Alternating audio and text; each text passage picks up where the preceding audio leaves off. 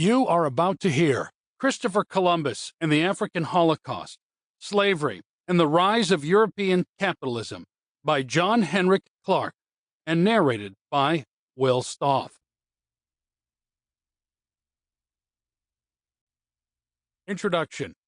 The voyage of Columbus marks the starting point of world capitalism and the beginning of European colonial domination of the world. This is what the ruling powers want everyone to celebrate. But it hasn't gone down like that. The oppressed people have a different view. Throughout the past year, there have been debates and confrontations whenever the ruling powers have tried to celebrate Columbus and their system in Spain, the United States, and throughout the Western Hemisphere. In the Dominican Republic recently, the media reported that soldiers shot into a crowd of anti-Columbus demonstrators and killed at least 2 people. In Peru, the growing Maoist People's War reveals an important truth. The world system that emerged since Columbus is under assault. Its days are numbered. The proletariat and oppressed peoples have nothing to celebrate on October 12th. The Columbus anniversary is a celebration of mass murder, slavery, and conquest. More, it exalts the continuing oppression of billions of people today. Columbus is something only oppressors or fools could celebrate. This article was first published in the Revolutionary Worker a year ago.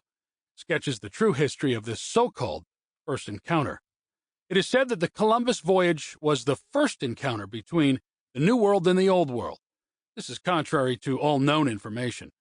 Travelers from the great African empire of Mali in the 1300s reported that the king of Mali told them of 2 expeditions with hundreds of boats sent from Africa west into the great ocean. Some evidence suggests that there may have been periods of ancient trade from and to Brazil.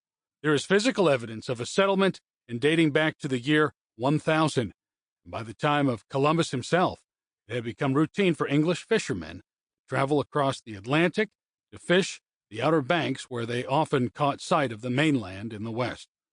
Although the historical record suggests as many as 20 contacts sighting before Columbus, why then is the Columbus voyage considered first? Because for the modern ruling classes, the important point is not the actual contact between peoples. It is the world historic growth of capitalism in Europe made possible by the plunder of the Americas.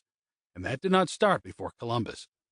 The above quotes are selected to illustrate the fact that Christopher Columbus discovered absolutely nothing, that he was an adventurer, an opportunist, and a willful murderer and a liar, and that what he set in motion was the basis of Western capitalism and exploitation of both Africans and Indigenous Americans, who had committed no crimes against European people and did not know of European intention to conquer. Sample complete. Ready to continue?